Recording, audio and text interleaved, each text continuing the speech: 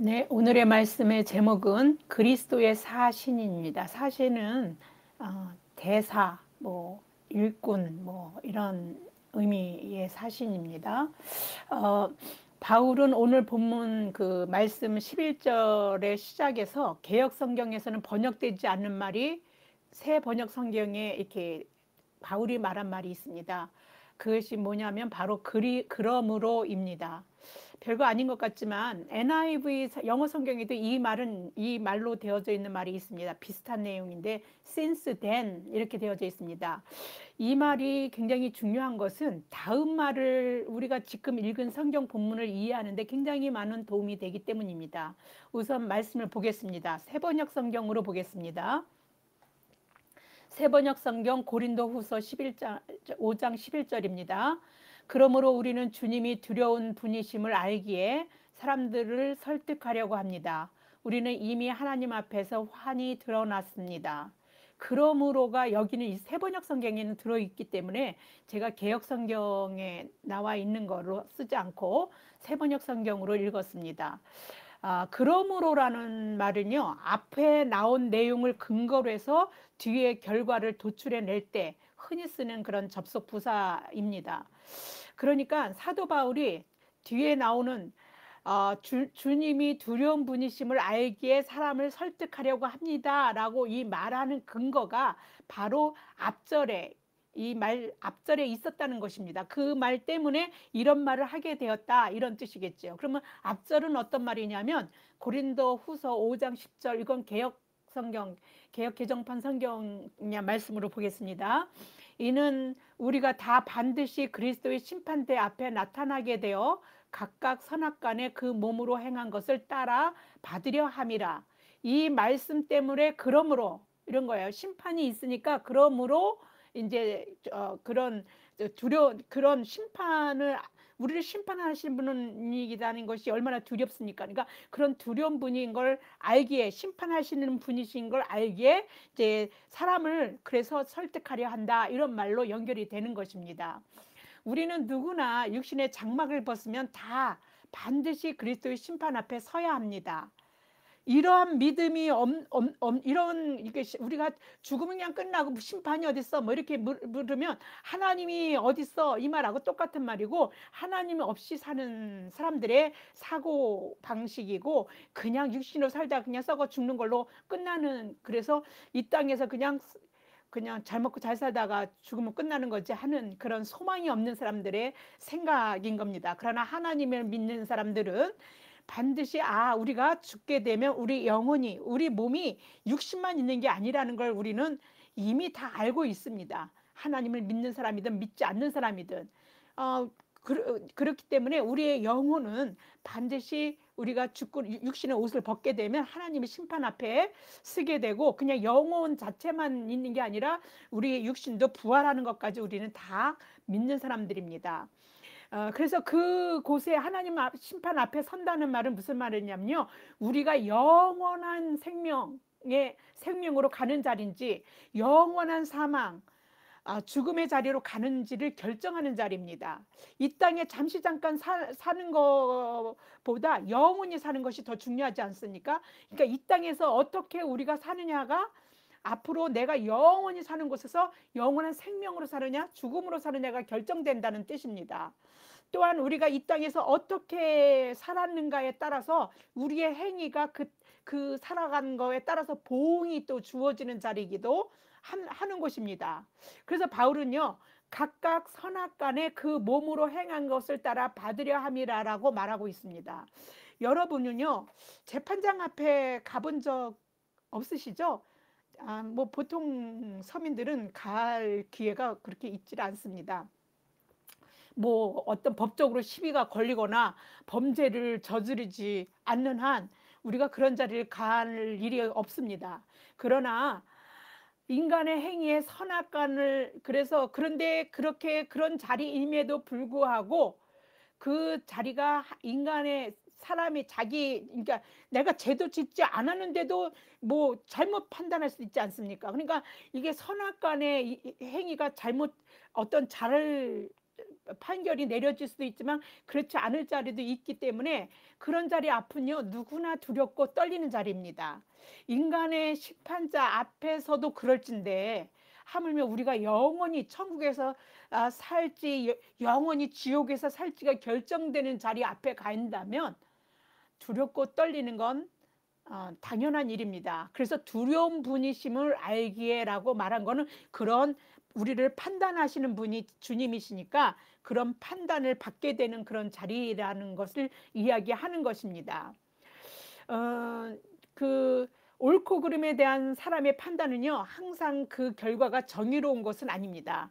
사람의 마음은 상황에 따라 변할 수 있기 때문입니다. 아무리 객관적인 사실에 입각해서 판단한다고 하더라도 그것이 주관적인 생각을 아주 배제할 수는 없게 됩니다. 그래서 그런 것들을 좌지우지할 수 있는 말 중에 하나가 뭐냐면 무전유죄, 유전무죄 막 이런 상황에 따라서 그 죄를 갖다가 그렇게 조작할 수 있는 항상 사람들은 그 상황에 의해서 그렇게 말할 수 있기 때문에 억울한 사람들은 이 말을 하게 되는 겁니다. 괜히 나온 말이 아닙니다. 권력을 가지고 돈 있는 사람들은 쉽게 죄를 짓고도 그렇게 심판을 받지 않는 가운데서 돈이 없으면 조그만 죄 가지고도 상당하게 어떤 억울함을 당하고 감옥에 갇히는 수도 있고 이렇기 때문에 이런 말이 나옵니다. 사람의 판결에 억울한 결과들이 얼마든지 생길 수 있는 거죠. 그렇습니다. 그런데 밝혀볼 수 없어서 그런 실수가 있을 수 있는 인간의 심판대 앞에서도 두렵고 떨리는 건데, 그런데요 우리가 육신의 장막을 벗고 가는 그리스도의 심판대 앞은요 어떻겠습니까? 인간과 달리 하나님이 여러분들은 어떤 분이십니까? 하나님 앞에서는요 감출 수 있는 게 없습니다. 하나님은요 실수가 없으신 분이십니다. 하나님 앞에서는 모든 것이 훤히 드러납니다. 오죽하면 사도 바울은요 우리 양심에도 알려지기를 바라노라 이렇게 말했습니다. 왜 이렇게 말했겠습니까?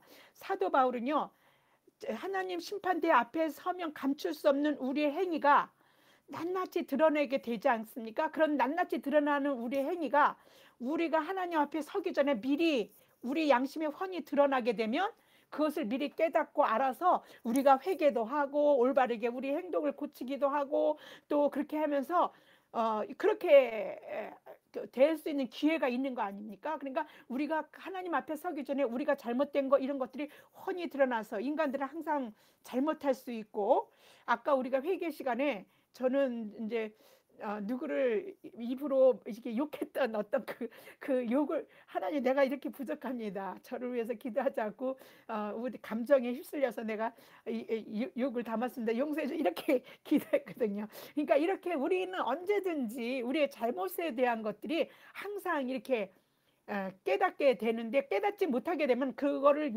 하나님 앞에 회개할 수도 없지 않습니까? 바로잡을 수가 없지 않습니까? 그러니까 이렇게 우리가 밝히 드러날 수 있기를 훤히 드러나기를 그래서 회개를 하나님 앞에 가기 전에 회개하고 바로잡기를 이렇게 사도 바울은 양심에 알려지기를 바란다 이런 말로 표현한 것 같습니다.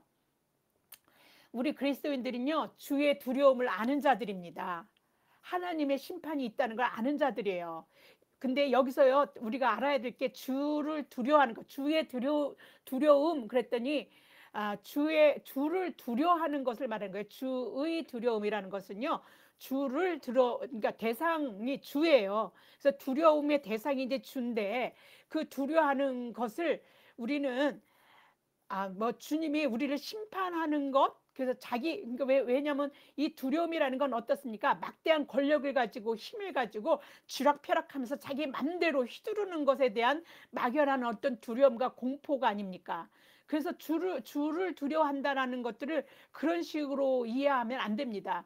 그런 두려움이 아니에요. 주님에 대한 두려움은요. 그리스도인들이 그 주님에 대해서 두려워한다는 건 경외감입니다. 이거 두려움과 경외감은요 둘 다 압도당하고 범접할 수 없는 대상에게 느껴지는 감정은 같아요. 그런데요 두려움은 엄청난 힘 앞에 어쩔 수 없는 무기력의 어떤 나락으로 떨어져서 자존감 뭐 이런 것들이 바닥으로 치는 거예요. 그래서 아무것도 못하고 그냥 그 무기력해지고 그러는 겁니다. 반면에 경외감은요, 오히려 범접할 수 없는 그 놀라운 힘에 힘으로 어떤 그 두려움의 대상에게 자신을 경외하는 어떤 그 감정을 실어서 그 힘에 동참하는 겁니다. 그래서 그 존재의 가치를 이렇게 높여서 오히려 그로부터 생동감 있는 삶으로 나아갈 수 있는 추진력을 얻게 하는 능력을 얻게 됩니다. 하나님이 괜히 우리한테, 하나님 부족한 게 없으신 분이에요. 우리한테 경외하라고 안 해도 되는 분이십니다. 그 자체가 그냥 경외를 받으시는 분이에요. 자연 만물을, 이 우주 만물을 만드신 하나님, 창조하신 하나님, 자연의 엄청난 것들을 보면 우리가 바로 하나님의 솜씨가 놀랍다. 우린 저절로 감탄하게 됩니다. 경외를 하는 거예요. 감탄하는 것도. 이러한 것들이요, 저절로 하나님 안 받아도 그냥 자연적으로 감탄이 됩니다. 그런데 왜 우리에게 경외하라는 말씀을 합니까? 우리가 그 놀라운 하나님 능력을 힘입어서 그 힘으로 우리가 하나님이 채우는 힘을 우리 삶 속에 채워서 살아갈 수 있도록 하는 길이기 때문에 그 방법을 우리에게 알려주는 거예요. 그러니까 우리는 하나님을 믿거나 하나님을 막 경외하라, 막 하나님 막 이렇게 하면요, 우리가 뭐 어쩔 수 없는 존재로 그냥 신에게 끌려다니는, 자존감 없이 막 끌려다니는 종 노릇하는 뭐 이런 감정으로 우리가 생각하는데, 오히려 하나님을 경외하는 것은요, 우리 자존감을 말도 못하게 높여주는 일이 됩니다. 저는요, 하나님 없을 때의 내 삶도 있고 하나님이 있을 때의 내 삶이 있습니다. 내가 하나님 없을 때의 삶은요, 생각하고 싶지도 않습니다. 그때는요, 나는요, 그냥 이렇게 유한한 존재이지 않습니까? 그러니까 기우라는 말, 내가 하루를 어떻게 살아야 될지 내일이 불안한 삶을 살았습니다. 내 능으로 아무리 발버둥치고 노력해도요, 세상이 그 기회가 쉽게 오질 않는 것 같아요. 뭐 어떤 열심히 공부해도 그렇고, 또 어떤 열심히 일을 해도 그렇고, 돈이나 막 이런 거 우리가 보기에는 정말 돈이 많은 사람들은 어떻게 저렇게 돈이 많이 벌 수 있을까? 똑똑한 사람들 어떻게 저렇게 똑똑할 수 있을까? 난 이렇게 많이 노력해도 너 저를 따라잡을 수가 없는 것 같고, 아무리 노력해도 저렇게 많은 돈은 벌 수가 없는 것 같은 그런 사람들이 주변에 너무도 널려 있습니다. 그런데 막 그러한 속에서 열심히 헐떡거리고 살아도요, 이 육신이 고달프고 힘들기만 하지 만족이 없었어요. 그리고 이제 정신적인 건 탈진이 되고 막 이렇게 그렇게 될 때가 많이 있었습니다. 그런데요, 지금은요, 가진 것으로 나의 존재를 이제 잣대를 가지고 있지 않기 때문에 너무 감사해요. 없어도 감사하고 있어도 감사하고. 그러니까 이 너무 충만한 어떤 삶이라는 것들이, 그러니까 열심히 살아서 막 육신적으로 채우려고 해도 충만하지 못했던 삶이 있는데, 그 충만한 삶이 내게 이렇게 채워지는 것들이 막 느껴집니다. 우리가 여러분들 살다 보면요, 삶이 어떻게 해볼 수 없는 사면초가라고 느껴서 어떻게 해도 헤어나올 수 없는 어려움에 빠져 무기력한 상태에 어, 있을 때가 있지 않습니까? 그때요, 세상 사람들, 이게 하나님 알지 못하면요, 찬양의 대상이 없어요. 그냥 그 상황 때문에 막 죽고 싶고 그냥 살고 싶지 않고 뭐 이러죠. 그런데 그런 상태에 있을 때 우리는요, 하나님이 있습니다. 하나님 앞에 찬양합니다. 그리고 이 상황을 헤쳐나갈 수 있는 힘을 달라고 기도하게 됩니다. 찬양해 보세요. 찬양도요, 하나님을 경외하는 감탄하는 것, 찬양하는 거, 이거는요, 하나님을 경외하는 한 방법입니다. 우리가 우리 생명이, 영혼이 소성되어질 수 있는 놀라운 방법 중에 하나가 하나님을 찬양하는 겁니다. 저는요, 제가 굉장히 어려울 때가 있었습니다. 새벽 2시까지 막 다니면서 막 아이들을 가리키면서 막 이렇게 내 삶을 유지하기 위해서 24시간이 모자랄 정도로 막 애들 둘을 키우는데 애들 돌볼 시간도 없이 내가 그래야 혼자서 그 아이들을 키워나갈 수 있는 어떤 그런 너무 어려운 상황 속에 있었습니다. 그런데요, 그때 제가 하나님을 믿었던 때 있지 않습니까? 하나님이요, 아무것도 없고 내가 그냥 12시까지 막 그렇게 새벽같이 일을 해야지만 되는 그런 상황인데요. 제 입에서요, 내 잔이 넘친나이다라는 찬양을 막 불렀어요. 근데 나도 모르죠. 근데 내가 그랬습니다. 하나님, 뭐가 내 잔이 넘쳐요? 아니, 근데 내 입에서는 자꾸 내 잔이 넘친나이다라고 노래를 부르는 거예요. 그랬는데요, 정말 내 영혼이 내 잔이 넘치는 것이 그런 삶이 되었습니다. 물질적으로 아주 누가 세상적인 잣대로는 제가 부유하지 않습니다. 그러나 하나님의 그 믿음 안에서 보면요, 부족한 게 없어요. 내가 그런 게 없습니다. 그냥 감사가 넘칩니다. 어떻게 나 이렇게 사랑하시고 이렇게 살게 하시는가? 그것이 나를 막 충만하게 채워가는 삶을 지금 저는 살고 있습니다. 자신도 모르는 생명력이야 하나님을 찬양하면 채워지는 걸 우리는 느끼게 됩니다. 제 경험이기 때문에 제가 이 말을 쓰게 됩니다. 우리 안에 있던 걱정과 근심이요, 그런 것들이 몰아냅니다. 여자 혼자서 자식 둘을 어떻게 키우고 살아야 되나 이런 걱정 근심이 없어집니다. 그리고요, 그래서 그 하나님이 나를 채우시는 그 힘으로 앞으로 밀고 나가는 게고 살게 되었습니다. 멀리만 계시고 우리를 돌보지 않으실 것만 같았던 어떤 상황 때문에 그렇게 느꼈던 그 하나님이 어느샌가 내 안에 계시고 내 옆에 계시고 내 안에 계시고 나를 둘러싸고 계시고 나를 품어주시고 나의 힘이 되어주시는 것을 저는 이 시간까지 그렇게 느끼고 살고 있습니다. 어떤 사람은요, 제가 이제 이렇게 그 말씀을 이제 교회에서 무슨 어떤 사례비를 받으면서 막 이렇게 생활을 유지하고 살면서 이렇게 하는 게 아니라 수입 없이 그냥 이렇게 말씀을 하니까는요, 말씀을 전하니까 제가 뭘 일도 안 하는 사람인 같아 보이나 봐요. 또 어떤 사람은 그래서 뭔가 일을 해야 되지 않을까. 그리고 혼자서 집에서 저렇게 처박혀 있으면 이게 사람들하고 교제하고 막 이래야 돼, 우울증 걸리지 않을까. 그 얘기는 이제 저희 언니가 그렇게 얘기하면서 너도 나와서 사람들하고 교제하고. 저요, 충만한 삶 속에 살아요. 저는요, 물질적, 영적으로 얼마나 충만한 삶인지 모릅니다. 저는 매일 감사가 넘치는 삶을 살아요. 내가 내 자신을 위해서 기도할 게 없을 정도로 남을 위한 기도가 내 입술에서 날마다 퍼져나가서 하나님이 나를 채워주시는 놀란 은혜를 날마다 경험하고 사는 사람이에요. 걱정할 게 없는 사람인데 오히려 그래서 제가 변명하고 말하고 싶지 않아서 그냥 그러나 보다 그냥 그러고 말지만 어떻게 사람들이 이 놀라운 영적 충만한 삶에 대한 경험이 없기 때문에 그래요. 근데 내가 하나님을 찬양해 보십시오 이렇게 한 건요, 내가 경험했던 일들을 가지고 여러분에게 말씀드리는 겁니다.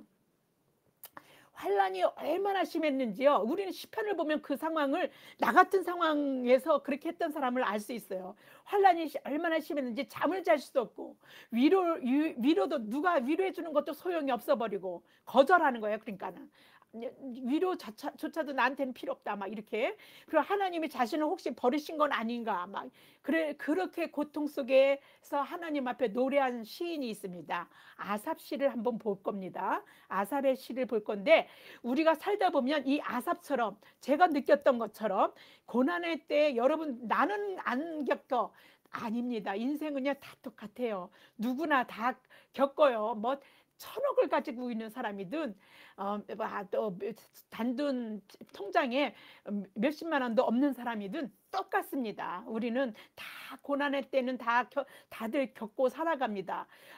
그런데 이런 그 고난이요, 어떤 건 육신으로 내가 병을 고칠 수 없는 육신으로 올 수도 있고요. 정말 뭐 우리가 사람과 관계 속에서 괴로움을 당할 수도 있고, 하여튼 그것들은 말할 수 없는 건데, 어떻든 간에 이런 고난을 아삽이라는 시인도 겪었던 것 같습니다. 한번 그 시를 시편 77편 2절에서 9절까지 이 사람이 어떻게 하나님 앞에 토로했는지 좀 긴 것 같지만, 한번 나도 이 사람처럼 이렇게 말하지 않았을까 하는 말이 이 사람 말 속에 다 들어있어서 제가 생략하지 않고 2절에서 9절까지를 다 적었습니다. 나의 환난 날에 내가 주를 찾았으며 밤에는 내 손을 들고 거두지 아니하였나니. 얼마나 이제 그 고통이 심했는지 하나님 앞에 기도하지 않을 수가 없는 상황이 온 거죠. 내 영혼이 위로받기를 거절하였도다. 위로받는 사람으로부터 위로받는 것조차도 이제는 막 할 정도로, 거절할 정도로 내가 하나님을 기억하고 불안하여 근심하니 내 심령이 상하도다. 셀라. 주께서 내가 눈을 붙이지 못하게 하시니 내가 괴로워 말할 수 없나이다. 잠도 잘 수 없는 상황까지 온 거죠. 내가 옛날 곧 지나간 세월을 생각하여 싸우며 밤에 부른 노래를 내가 기억하여 내 심령으로 내가 내 마음으로 간구하길. 주께서 영원히 버리실까? 다시는 은혜를 베푸지 아니하실까? 그의 인자하심은 영원히 끝났는가? 그의 약속하심도 영구히 패하였는가? 하나님이 그가 베푸실 은혜를 잊으셨는가? 노하심으로 그가 베푸실 궁유를 그치셨는가 하였나이다. 셀라. 네, 이제 하나님이 나를 이제 버리신 것 같고, 막 이제 하나님의 은혜에서 나는 멀어진 것 같고, 이제 하나님이 베푸시는 그 인자하심도 이제 끝나버린 것 같고, 이제 나를 하나님이 나와 함께 하시겠다고 영원히 약속하신 그 영원한 그 약속도 이제는 완전히 패한 것 같고, 이런 심정 여러분 느껴보셨죠? 이제 상황은 다르지만 누구나 느끼는 겁니다. 어려움이 있을 때에, 힘듦이 있을 때 우리는 다 경험하는 겁니다. 우리가 너무 힘들 때에는요, 우리는 위로받기를 거절합니다. 건강으로, 물질로, 사람 간의 관계로 정말 어려운 고통 중에 하나님이 안 계신 것 같고 자신을 버린 것 같고 느껴질 때 시인은요, 그런데 이렇게 말한 그 뒤에 보면요, 시인은요, 하나님이 하신 그 크신 경륜을 하나하나 기억하면서 찬양하면서 하나님을 경외합니다. 그래서 다시 힘을 회복하는 그 과정이 뒤편에 나오게 됩니다.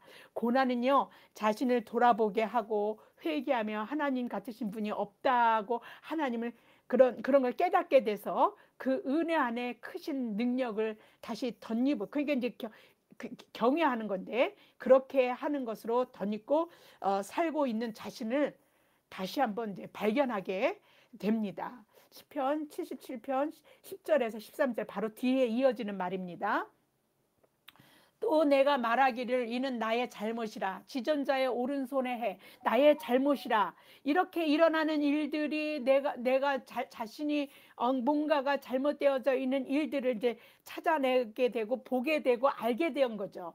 그래서 지존자의 오른손에 해, 오른손이라는 거냐, 하나님 능력이 행하신, 하나님이 못하실 게 없으신 하나님의 일, 뭐 이런 그 일. 그래서 이 오른손의 해를 뒤에서 다시 해석합니다. 곧 여호와의 일들을 기억하며 하나님은 어떻게 행하셨는지를 기억하는 거죠. 주께서 옛적에 행하신 기이한 일들을 기억하리이다. 또 주의 모든 일을 작은 소리로 읊조리며, 그냥 기억만 하는 게 아니라 그것을 계속 반복해서 하나님이 그러셨지, 하나님 정말 그러십니다, 하나님은 은혜입니다, 막 이렇게 주의 행사를 낮은 목소리로 계속해서 되뇌이다. 하나님이여 주의 도는 극히, 그랬더니요, 이 하나님의 하신 그 도가 극히 거룩하시오니 하나님과 같이 위대한 이 누구 오리까? 하나님 같으신 분이 없다는 걸 깨닫게 되는 겁니다. 우리 하나님의 자녀들은요, 어려울 때는 하나님이 안 계신 것 같이 느끼다가도 하나님의 하신 일을 기억하고 찬양하며 이 모든 것이 하나님으로 왔다는 것을 깨닫고 인정하며 감사하는 사람들이 하나님의 사람들입니다. 그냥 불평만 하다 끝나는 자들이 아니에요. 그리고 우리의 아버지가 되시는 하나님은요, 영원 형벌에서 건져주시기 위해 독생자도 아끼지 않고 내어주신 사랑의 하나님이신 걸, 인자의 하나님, 사랑의 하나님이시란 거를, 그리고 그 사랑을 내가 받고 있다는 걸 우리가 느끼게 됩니다. 그리고 죄를 그냥 우리가 죄를 깨닫게 하는 거는요, 죄로 심판하는 공의로운 하나님이신데 우리가 죄 가운데 그냥 머물러 있게 안 하시는 그런 하나님이시란 걸 느끼게 됩니다. 죄를 심판하시는 공의로운 하나님, 사랑의 하나님을 우리는 요한복음 3장 16절 17절에서 보겠습니다. 하나님이 세상을 이처럼 사랑하사 독생자를 주셨으니 이는 그를 믿는 자마다 멸망하지 않고 영생을 얻게 하려 하심이라. 하나님이 그 아들을 세상에 보내신 것은 세상을 심판하려 하심이 아니요 그로 말미암아 세상이 구원을 받게 하려 하심이라. 아멘. 너무 감사하죠. 나를 구원하시려고 하나님께서 세상에 독생자도 아끼지 않고 나를 사랑하신다고 세상에 독생자도 십자가에 그 죄값을 치르게, 내 대신 치르게 하신 분이십니다. 누구도 이게 내 아버지가 그렇게 하실 수 있습니까? 내 어머니가 날 사랑한다고 그렇게 하실 수 있습니까? 하나님만이 하실 수 있는 거. 나도 내 자식을 위해서 그렇게 못합니다. 누구도 훤히 드러나 모르시는 것이 없으신 전지전능하신 하나님 앞에서는요, 이렇게 사랑하는, 나를 사랑하는 그 하나님 앞에요. 그런데 우리가 이 세상을 살면서 행했던 자신의 행위에 대해서 핑계하지 못합니다. 다 드러나기 때문에. 완전하지 않은 인간이기에 죄를 지을 수밖에 없고, 그 죄가 사람들의 눈에는 감출 수 있어요. 그리고 이게 조작될 수 있어요. 그래서 사람들의 심판대 앞에서는요, 억울함을 당할 수 있지만 그리스도 심판대 앞에서는요, 억울해 할 수도 없어요. 왜냐하면 내가 한 게 다 드러나기 때문에. 그래서 드러나게 되는데, 그러나 그런 하나님이요, 우리를 죄가 없다라고 선언하시고 우리를 품에 안으십니다. 왜요? 예수님께 그 죄값을 치르게 하셨어요. 우리는 그런 죄를 지을 수밖에 없기 때문에 우리를 그 하나님이 구원하실 다른 길이 없었거든요. 그 죄값을 예수 그리스도께 대속시키셨습니다. 에베소서 1장 4절에서 7절까지의 말씀을 보면 쭉 그게 나옵니다. 곧 창세 전에 우리를 죄값을 치르시려고 하는 계획은요, 인간을 만들어내기 전에, 창조하기 이전부터, 왜냐하면 인간을 만들어내면 이미 죄를 지을 수밖에 없게 됩니다. 그래서 그러한 것들 때문에, 그런데 인간이 죄를 지을 수밖에 없으니까 인간 만들어내지 말아야지 한 게 아니라, 하나님은 사랑의 대상으로 인간을 만들어내셨습니다. 근데 그게 창세 전에 이제, 그래서 우리를 그리스도 안에서 택하시고 우리로 사랑 안에서 그 앞에 거룩하고 흠이 없게 하시려고, 흠이 있는 자들이에요. 그래서 하나님 앞에 설 수도 없는 자들입니다. 그런데 사랑 안에서, 우리를 사랑 안에서라고 말하는 건요, 우리를 사랑하심으로 그 죄값을 없애시려고, 거룩하고 흠이 없게 하시려고 그 기쁘신 뜻대로 우리를 예정하사 예수 그리스도로 말미암아 이미 계획하신 거예요. 자기의 아들들이 되게 하셨으니, 이제 예수 그리스도 대속을 하시고 우리를 어떻게 하신 겁니까? 자녀 삼으시고 아들들이 되게 하셨으니, 이는 그가 사랑하시는 자 안에서 우리에게 거저 주시는 바 그 은혜의 영광을 찬송하게 하려는 것이라. 우리는 그리스도 안에서 그의 은혜의 풍성함을 따라 그의 피로 말미암아 속량 곧 죄사함을 받았느니라. 죄사함을 받고 하나님의 자녀가 된 우리를 통해 하나님의 은혜의 영광을 찬송받기를 아주 기뻐하십니다. 그래서요, 이거 찬송받기를 기뻐하시는 거 왜 기뻐하시는지 아십니까?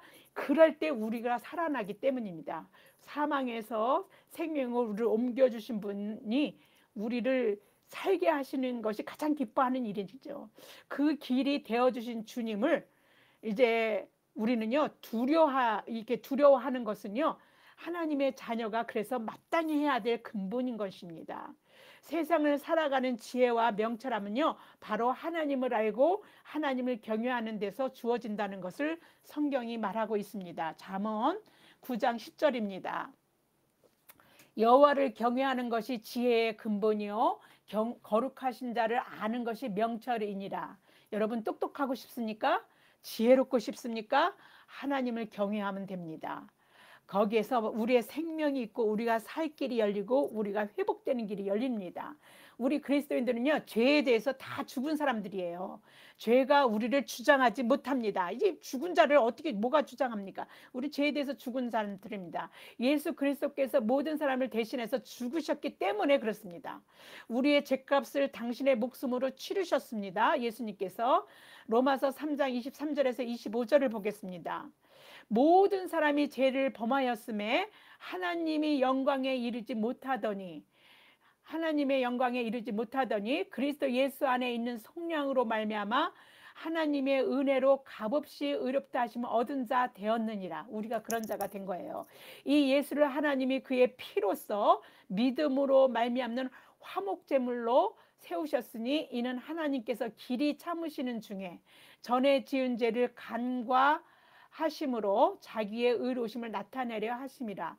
사도 바울은요, 우리의 믿음을요, 이 말로 이게 설명한 거예요. 내가 왜 하나님을 믿는 건지, 하나님을 믿는 믿음이라는 게 무엇인지, 우리가 죄 지었다는 게 무엇인지, 그냥 우리는 죄인입니다 막 이러는 걸로는요, 우리가 우리의 믿음을 설명할 수 없지 않습니까?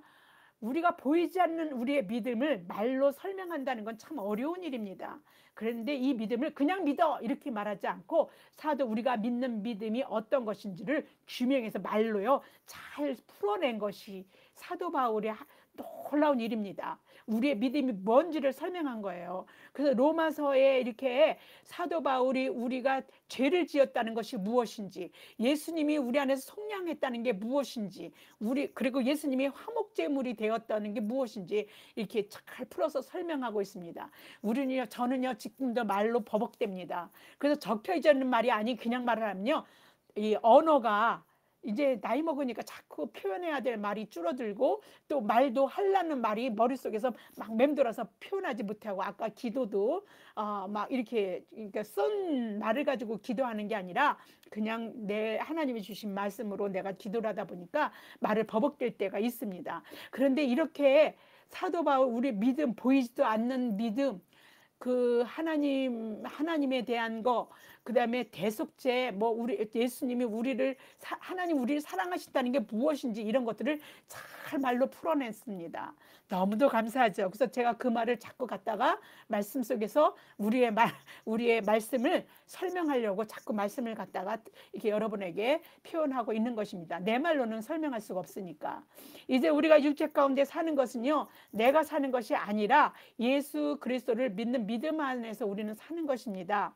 그래서 예수님을 알고 구원받은 자들은요, 이 땅에서의 삶이 마땅히 주를 위해 살아야 한다라고 그렇게 사도 바울이 말하고 있는데요. 고린도후서 우리 5장 14절에서 15절을 보겠습니다. 그가 모든 사람을 대신하여 죽으심은 살아있는 자들로 하여금 다시는 그들 자신을 위해 살지 않고, 이제 우리는 죄에 대해서 죽은 자들이니까 오직 그들을 대신하여 죽었다가 다시 살아나신 이를 위하여 살게 하려 하심이라. 예, 모든 것이 하나님으로부터 옵니다. 여러분은 그렇게 믿고 살지 않지는, 이게 우리 믿음입니다.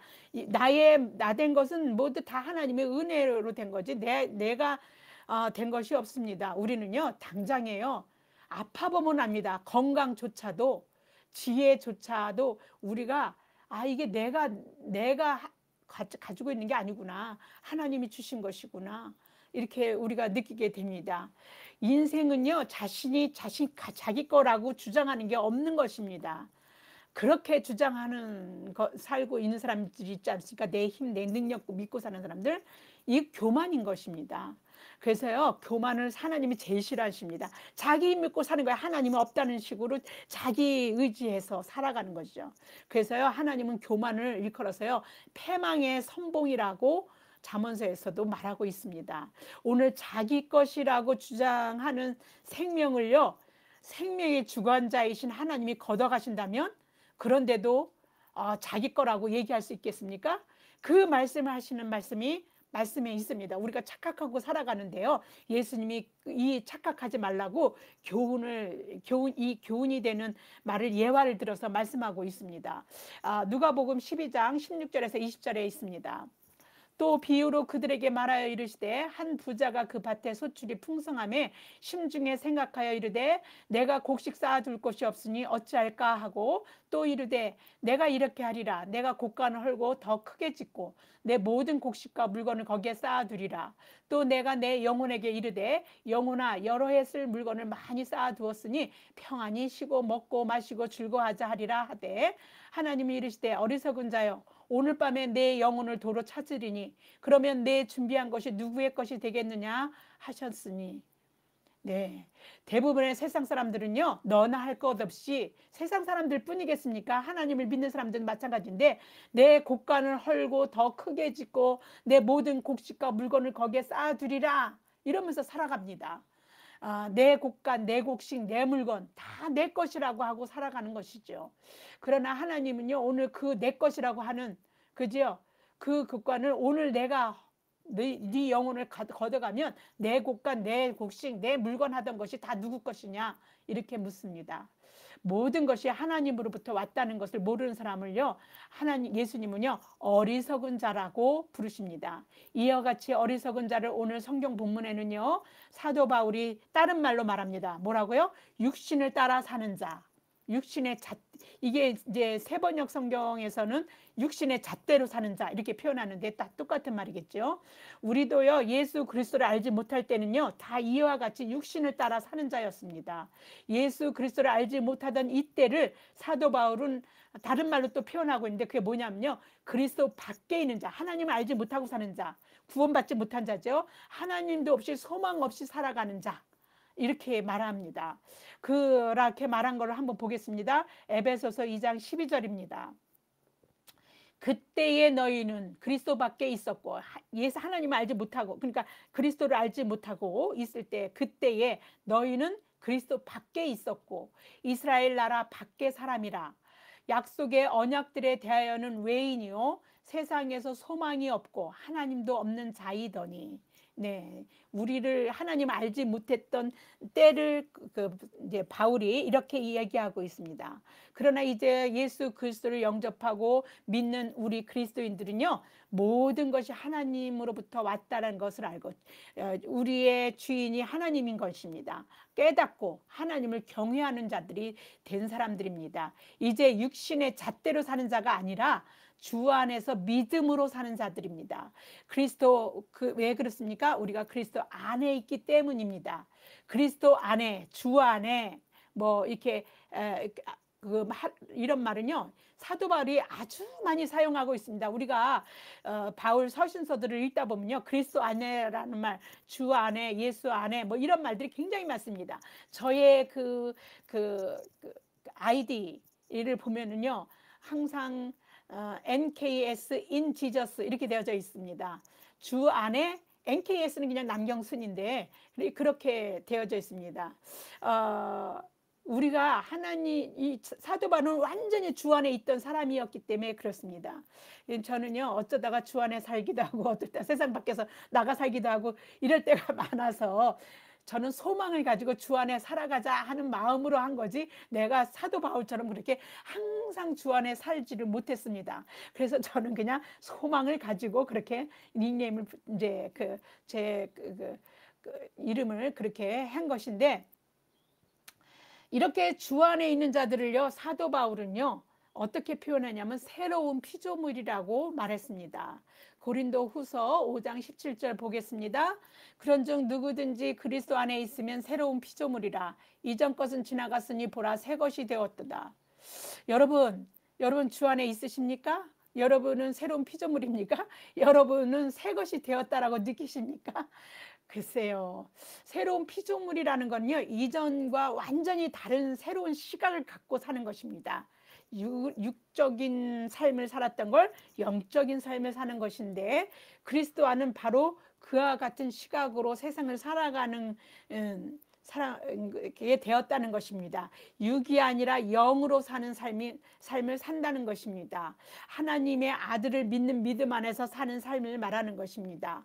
갈라디아서 비슷한 말을 한번 보겠습니다. 갈라디아서 2장 20절을 보겠습니다.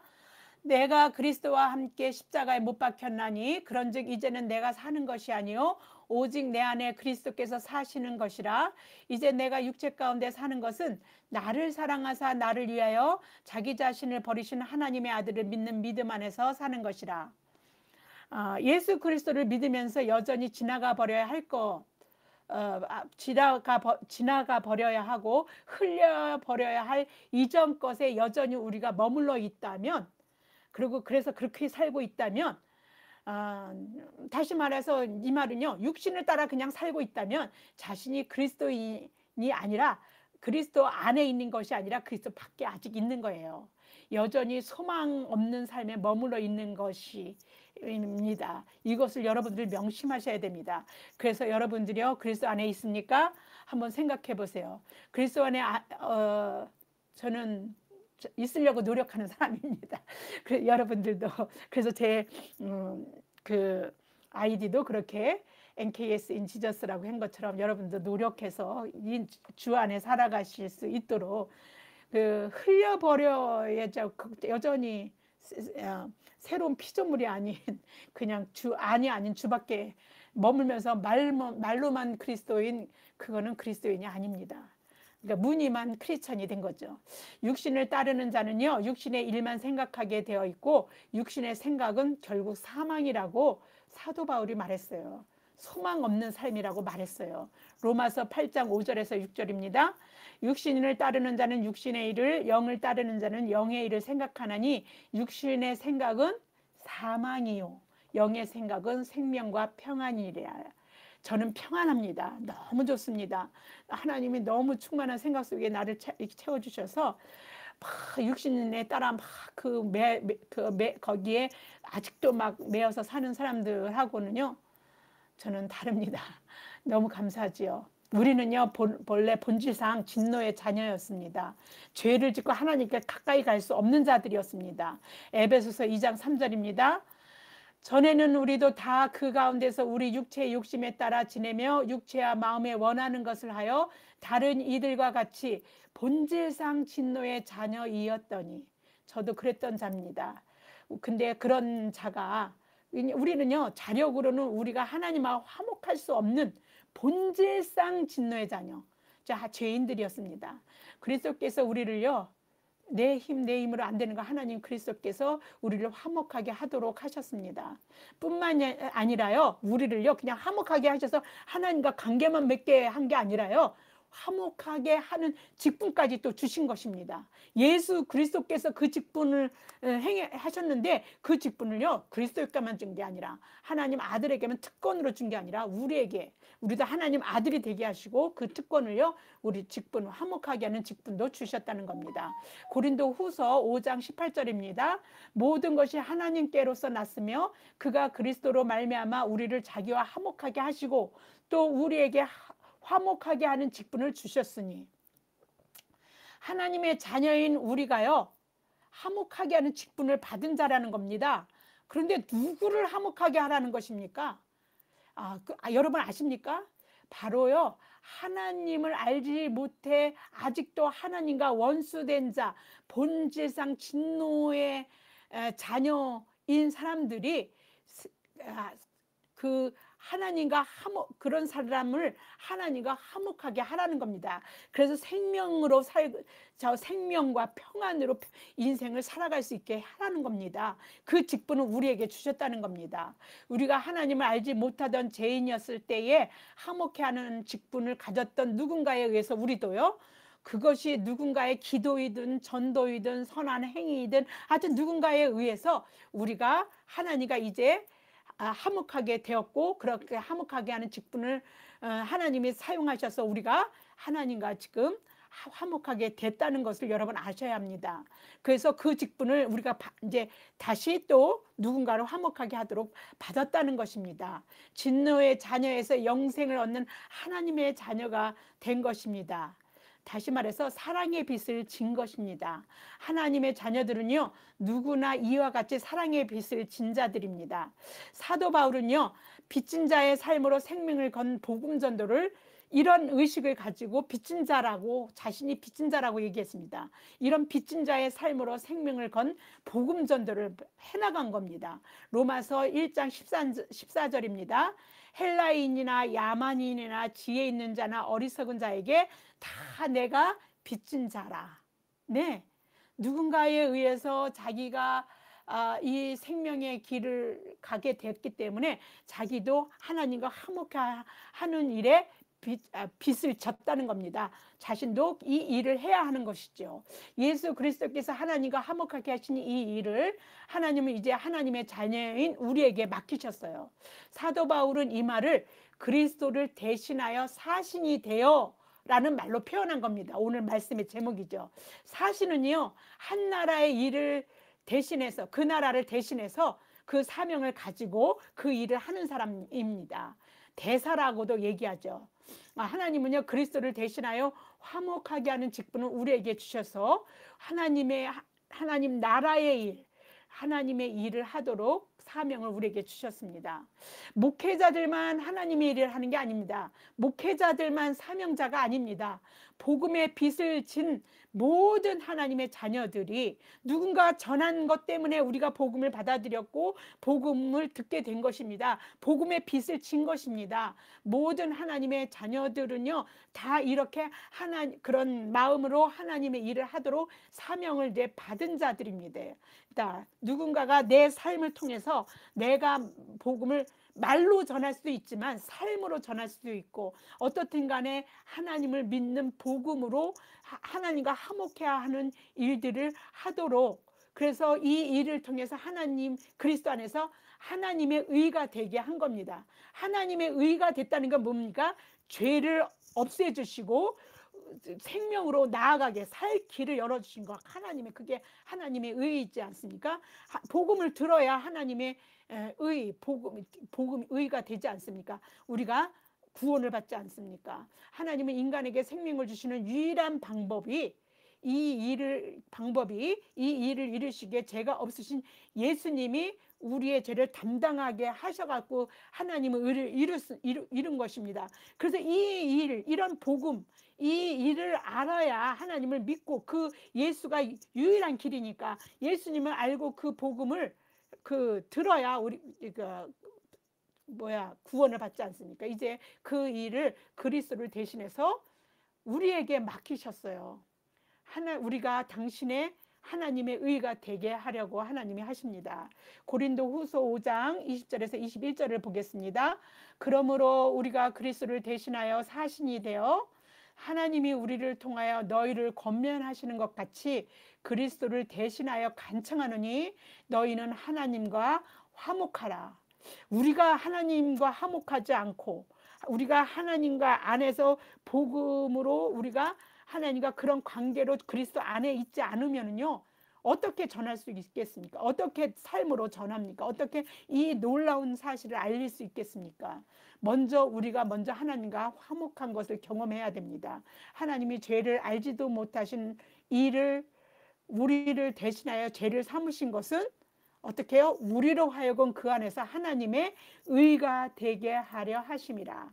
네, 구원을 받게 하려고 하신 것입니다. 생명으로 걸어가게, 살아가게, 영생을 살게 하시기 위한 겁니다. 이 복음을 우리 안에 이제 우리가 담았습니다. 우리가 화목한 직분을 가지고 여러분들이 인생을 사시는 여러분이 되시길 바랍니다. 여러분이 먼저 하나님과 화목하셔야 되겠지요. 그리고 그 화목한 것을 가지고 이제 다른 사람들이 화목하게 하도록 하는 그 일의 직분을 여러분은 이제 맡으신 것입니다. 기도하시겠습니다. 참 좋으신 하나님 아버지, 감사합니다. 하나님은 죄인된 우리를 구원하시기 위해 죄가 없으신 당신의 독생하신 아들 예수 그리스도를 희생제물 삼으시고 우리의 죄값을 담당시키셨습니다. 예수 그리스도께서 죄로 말미암아 하나님께 가까이 갈 수 없는 본질상 진노의 자녀인 우리를 하나님 자녀가 되게 하셨고 하나님과 화목하게 하여 주셨으니 우리가 만입이 있어도 다 감사를 할 수 없는 감사를 하나님께 드립니다. 이제 그리스도를 대신하여 화목하게 하는 직분을 저에게 주셨으니 그리스도를 대신하여 하나님을 알지 못하는 사람들이 하나님을 알고 하나님과 사귐을 갖도록 이 화목해 하는 직분을 잘 감당하도록, 그래서 하나님의 의가 되도록 성령이 우리 내주하여 주셔서 우리를 주장하여 주시고 우리를 인도하여 주시옵소서. 이 모든 말씀 우리 주 예수 그리스도 이름 받들어 감사하며 기도드립니다. 아멘.